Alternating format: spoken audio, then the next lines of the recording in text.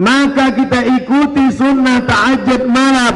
Nabi tidak pernah meninggalkan tahajud. Satu riwayat menyebut 11 rakaat, satu riwayat menyebut 13 rakaat. Tidak ada ikhtilaf. Allahu Rabbi wal Islam dini wa Muhammadan Rasulullah wa yaqini. Katanya dalam hadis disebut orang di surga itu di dalam bisa menengok keluar, di luar bisa menengok ke dalam. Agak-agaknya nanti kita di surga begitu kan.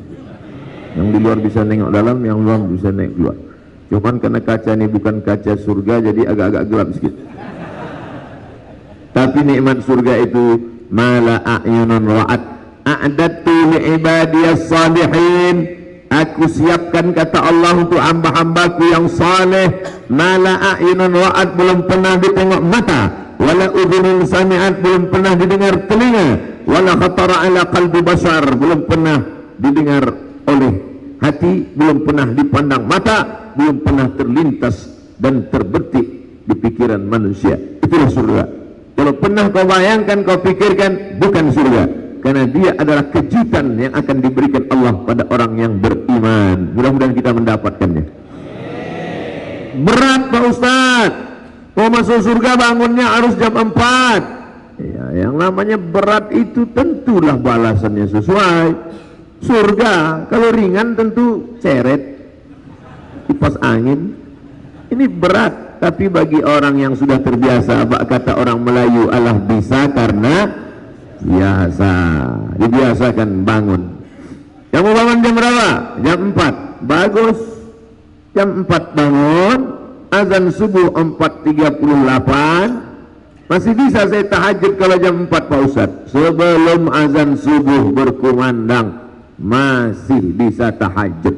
Sama seperti pepatah anak muda, sebelum janur kuning melintang masih milik bersama, kalau tidak dipinang orang. Karena kalau sudah dipinang tak boleh, kata Nabi sallallahu alaihi wasallam, la yahillu li muslimin ay yakhtiba fawqa khitbati akhih. Tak boleh meminang anak gadis yang sudah dipinang orang lain. Bapak-bapak yang anak gadisnya sudah dipinang, datang anak muda lain meminang, lalu kau robah gara-gara mahalnya lebih tinggi, tak boleh. Pak, saya mau minang anak bapak, sudah dipinang orang. Berapa dia kemarin ngasih DP? Emang mobil. Oleh sebab itu, maka sebelum azan subuh berkumandang, jam berapapun bangun, sempatkanlah bertahajud. Berjumpalah ulama tasawuf dengan ulama fikih. Apa beda ulama tasawuf dengan ulama fikih? Ulama fikih bercerita tentang zakat, puasa, haji, rukun, syarat, haram, makruh, mubah, sunat, sunat muakkad. Sedangkan ulama tasawuf bercerita tentang masalah hati, hasad, dengki, riya, sum'ah. Bagaimana obatnya? Ridha, tawakal, qanaah, rendah hati, tawadhu, zikir, taubat, tahalli, ta'alli, tajalli. Ulama tasawuf biasanya tak populer, tak masyhur. Ulama fikih hebat, pengajian ramai. Lalu kemudian meninggallah ulama tasawuf. Ulama fikih yang hebat meninggal, mati. Ulama tasawuf masih lagi hidup, dipanjangkan Allah umur.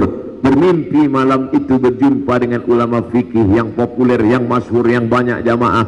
Wahai ulama fikih, ya, dulu engkau pernah menjabat sebagai mufti hebat, banyak murid, banyak jamaah, betul. Apa yang kau temukan di akhirat? Apa yang kau lihat setelah menghadap Allah? Lalu ulama fikih itu mengambil debu, diletakkannya di tapak tangan, dihembusnya.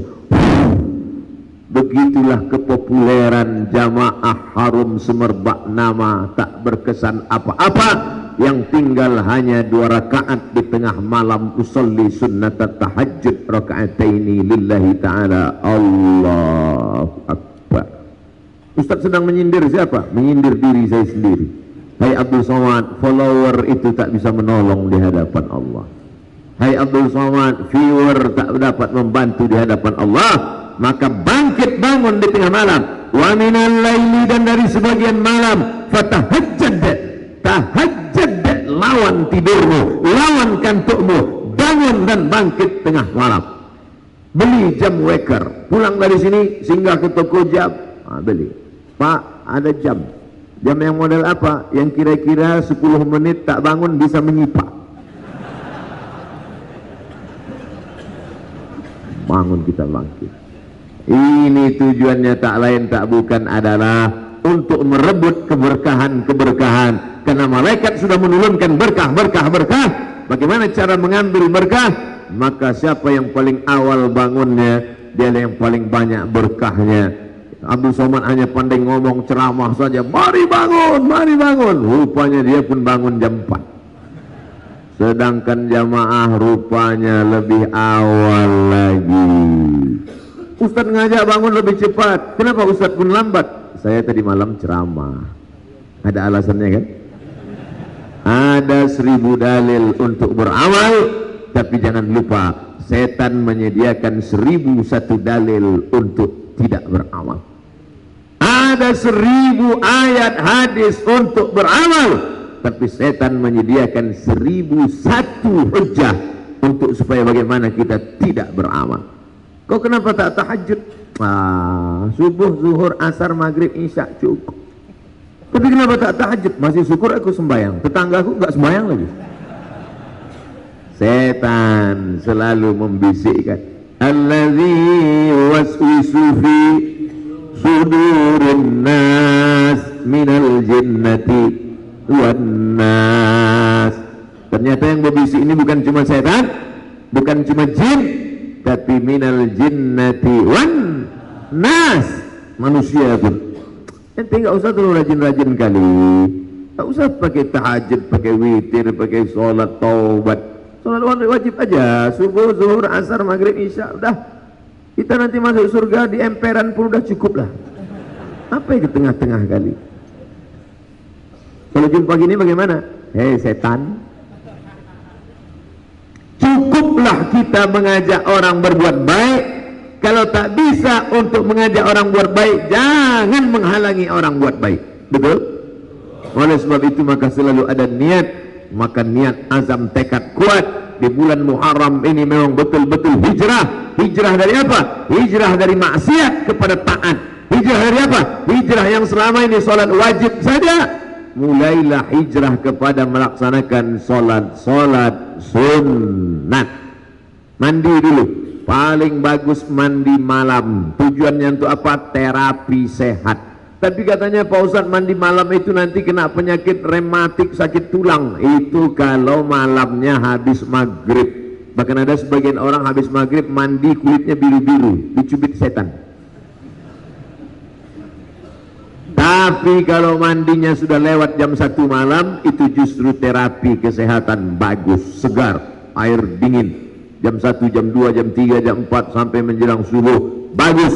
Dan manfaatnya lagi, innal malaikata tata'ayya, sesungguhnya malaikat tersakiti dengan bau.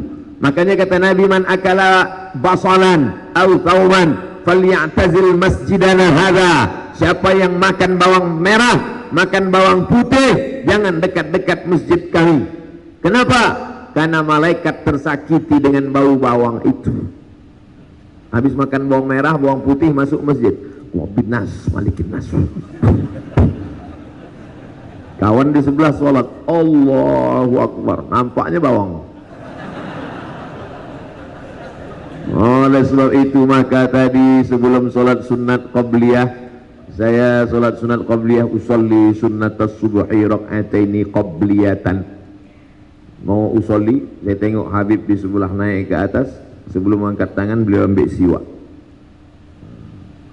Sunnah. Laula an asyqa ala ummati, kalaulah tidak memberatkan bagi umatku, la amartuhum bisiwak, kusuruh mereka bersiwak inda kulli salah. Setiap mau salat siwak, setiap mau salat siwak.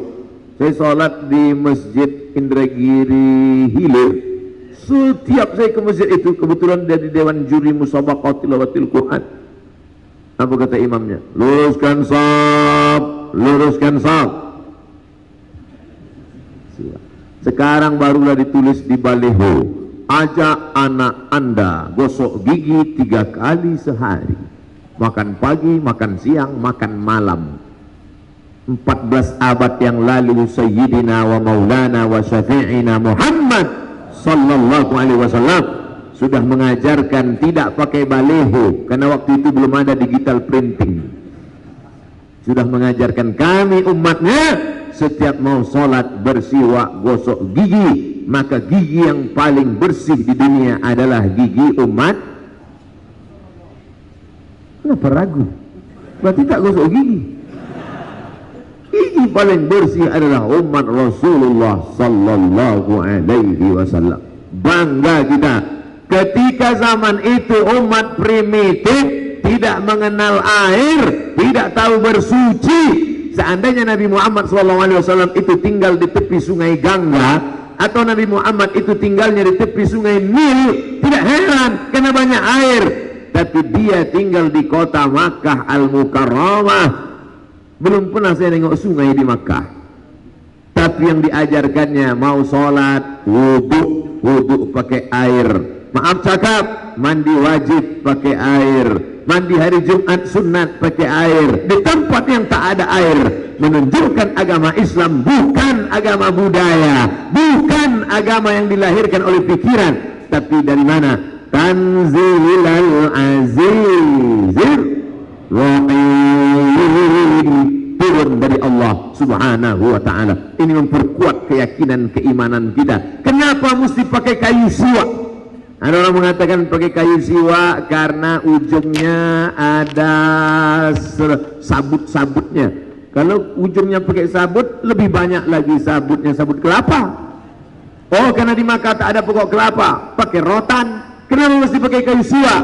Setelah diteliti, rupanya di dalam kayu siwak itu ada manfaat-manfaat lebih dari 100. Menghilangkan bau mulut, menghilangkan ulat gigi. Ulat-ulat gigi itu tak nampak, dia masuk ke gigi. Dan salah satu yang ditakuti ulat gigi adalah kayu siwak. Makanya yang ada giginya sakit, nah, tunjukkan kayu.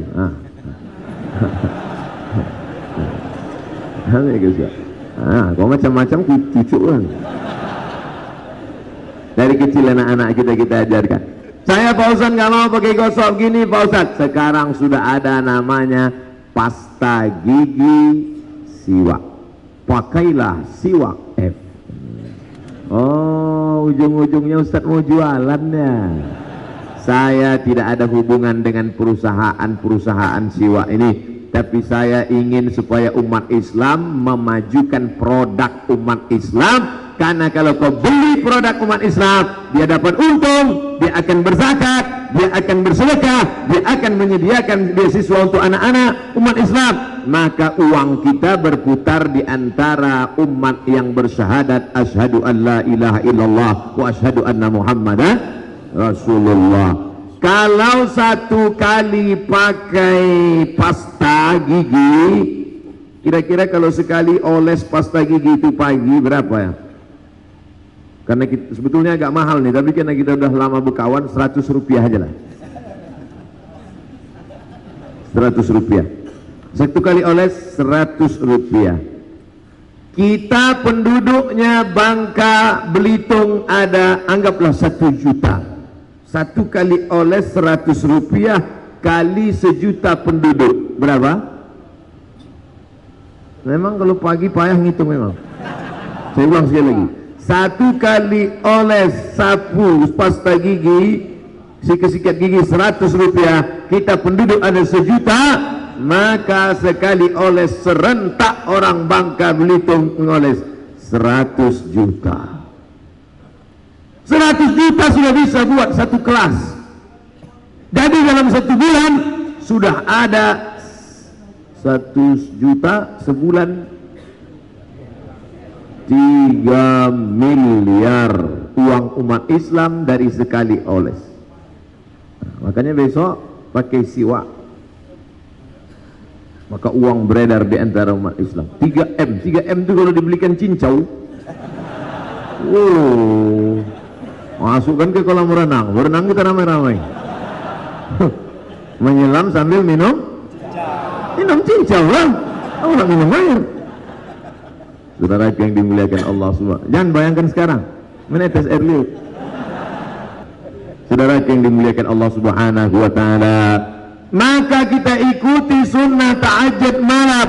Nabi tidak pernah meninggalkan tahajud. Hadis riwayat Sayyidatuna Aisyah radhiyallahu anha, Nabi tak pernah meninggalkan tahajud. Satu riwayat menyebut 11 rakaat, satu riwayat menyebut 13 rakaat. Tidak ada ikhtilaf. Yang mengatakan 11 rakaat, 8 rakaat tahajud, 3 rakaat witir. Yang mengatakan 13 rakaat, 8 rakaat tahajud, 3 witir, dimasukkannya qabliyah subuh. Karena qabliyah subuh itu juga masuk dari bagian salat malam, maka qabliyah subuh itu utama. Rakaat al-fajri 2 rakaat qabliyah subuh khairan minad dunya wa ma fiha, lebih baik daripada dunia dan seisinya. Bagaimana tahajud malam Nabi? Karena Rasulullah SAW yaqumu minal laili, Nabi kalau salat malam hatta tatafattar qadamahu, sampai bengkak kakinya. Nabi itu kalau salat malam bengkak kakinya. Saya semalam begitu sampai di Bangka Tengah, saya tengok kaki saya bengkak.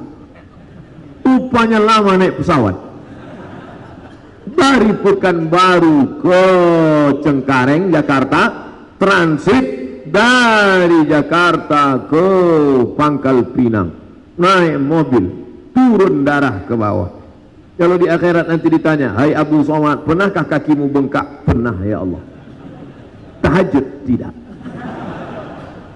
Kenapa kaki Nabi bengkak? Karena tegaknya lama. Kenapa tegaknya lama? Karena ayatnya panjang. Kenapa ayatnya panjang? Saya pun tak tahu. Ya Rasulullah, lima fa'alta hadza?